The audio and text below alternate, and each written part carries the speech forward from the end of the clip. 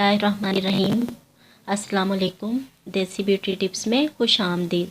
आज मैं आपको चेहरे की झाइयाँ ख़त्म करने का आसान और कम खर्च घरेलू इलाज बताऊंगी।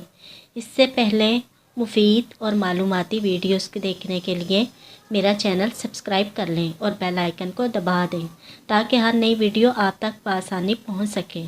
खूबसूरत और फ्रेश स्किन हर लड़की का ख्वाब होती है, इसके लिए वो हर तरह के जतन करती है। आज जो मास्क मैं आपको बनाना बताऊंगी उससे ना सिर्फ चेहरे की झाइयाँ ख़त्म होंगी बल्कि चेहरे का रंग भी निखर जाएगा इंशाल्लाह। तो चीज़ें नोट कर लें।